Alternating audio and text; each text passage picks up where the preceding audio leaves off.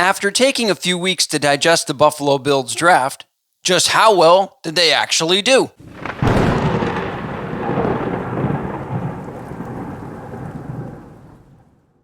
What's up, everybody, and welcome back to another video of Sports Talk Buffalo. Before we go any further, I want to remind you guys to like, subscribe, and hit that notification bell so you guys never miss a video.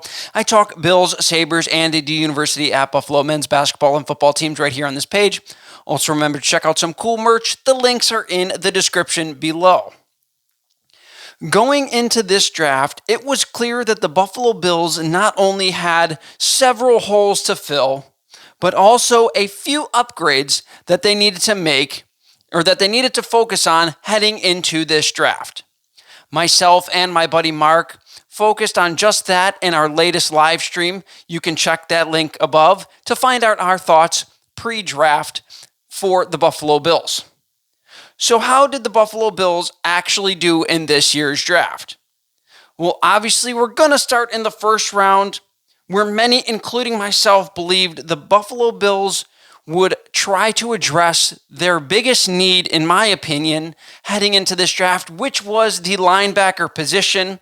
And many also believed that the wide receiver position was something that they needed to address, and they thought they would address in this first round. However, to my surprise and most other fans' surprise, the Buffalo Bills went ahead and drafted a tight end in Dalton Kincaid, who many said were the best receiving tight ends in this draft. The Buffalo Bills actually traded up a couple of spots to go ahead and select Dalton Kincaid, jumping over the Dallas Cowboys, who were set to draft him in the 26th spot. The Buffalo Bills jumped up over them to get to number 25 so that they could have their pick of the tight end that they wanted. This came as a shock to all Buffalo Bills fans because it wasn't a position of need that the Bills or Bills Mafia really thought that they needed, as they had just signed Dawson Knox to a relatively large contract not too long ago. We all believed that this was really a non-factor heading into this draft. And of course, Brandon Beane and Sean McDermott surprise us all and draft a tight end. But most of Bills Mafia wanted another weapon for Josh Allen. And you can look no further than Dalton Kincaid, who most are calling just simply a big wide receiver. As I stated all offseason, Buffalo Bills fans clamored for another weapon for Josh Allen, as down the stretch it seemed that their offense kind of got a little stale, and they absolutely addressed that by going out and getting Kincaid in the first round. He was the first offensive player drafted in the first round since the Buffalo Bills drafted Josh Allen. They don't have to look very far to understand why Dalton Kincaid is such an absolute weapon, as it is said that he has got pretty much everything you would want in a receiving tight end. He has outstanding ball skills, terrific hands, able to pluck the ball out of the air very effortlessly. He's got great body control, and he wins the 50-50 balls that are thrown up to him all over the field. Now, one of the areas of concern for the Bills was the middle of the field, and I believe that this will be their main target over the middle of the field, as Dalton Kincaid will be a nightmare matchup, potentially, for any linebacker because of his speed and his agility, and he will also be a nightmare matchup for pretty much any DB, as he is 6'3" and 249 pounds. He is simply going to be a problem for most teams, provided the Buffalo Bills can use him correctly. He led all tight ends in receptions in college last year with 70 receptions, and he was the main target in Utah's offense coming out of college. Overall, this was a head-scratching pick for the Buffalo Bills when you first look at it, but if you dive a little bit deeper, you can see that the Bills just wanted another weapon for Josh Allen, and they got just that in Kincaid, the best receiving tight end in this draft. That, to me, is a very, very solid pick with the Buffalo Bills' first-round pick.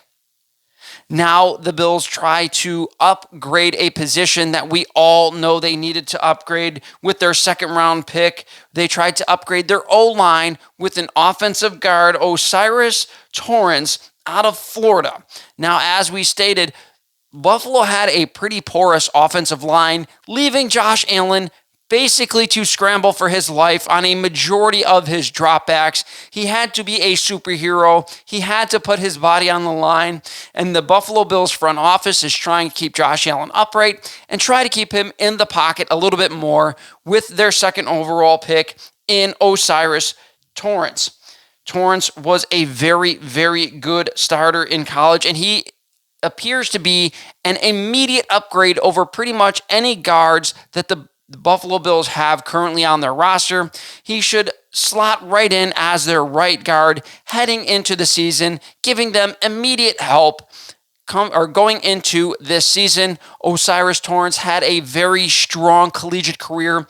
He gave up precisely 0 sacks for his entire college career. So hopefully he can translate that into the NFL. He went up against some very good competition in college, went up against some of the best pass rushers on the inside in college, and he dominated all of them, and he looked very strong doing it, again, giving up 0 sacks in his entire collegiate career. Now we move on to the next round as the Bills finally tried to address a pretty substantial hole in their lineup as they had the departure of Tremaine Edmunds, their middle linebacker, who signed a giant contract, something the Bills absolutely could not offer him. And he walks away from the Buffalo Bills after, I believe, 5 seasons with Buffalo, again, leaving a giant hole. The Bills selected linebacker Dorian Williams in the 3rd round. Now, Williams was a very solid player at Tulane, was a 3-year starter, and finished his career with 27 tackles for loss.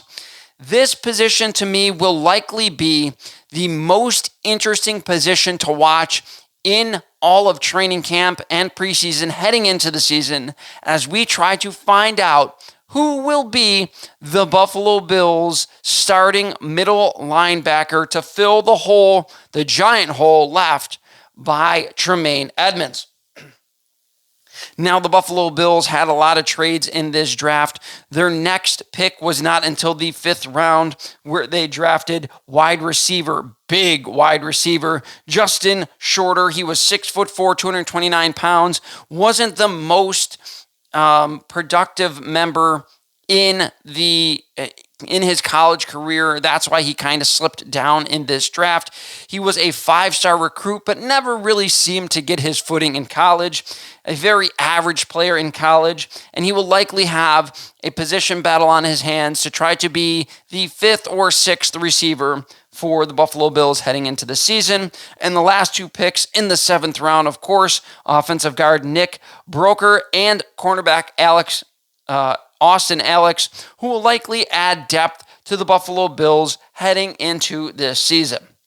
Overall, I give the Buffalo Bills a grade of a B-, as the Bills did a fairly solid job in trying to fill some of the holes that they had and trying to upgrade some of the positions of need as we get further into this offseason. As we head into the next season, the Bills again upgraded the guard position. They added a weapon in Kincaid for Josh Allen. However, I only gave them a B- because they still did not address the glaring hole at middle linebacker in the draft, whether they drafted one or in the draft via a trade.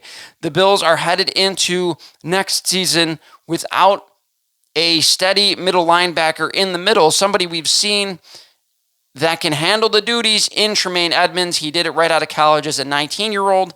A lot of people were not overly excited about Tremaine Edmunds. Do I think he's worth the money that he is making now? Absolutely not. Would I rather have him on my team? Absolutely. His size alone gives people problems. Now the Buffalo Bills will go with potentially a very small linebacking core. As I just looked through their roster, I did not see a linebacker over 6'1". on this Buffalo Bills team. Likely they will try to get speed and agility over size heading into this next season, with Sean McDermott calling the defensive plays for the Buffalo Bills. So how did you think that the Buffalo Bills did in this draft? Make sure you guys comment below. I try to answer every single comment that you guys leave. I want to thank you guys all for watching. That's going to do it for this week. Have a fantastic week.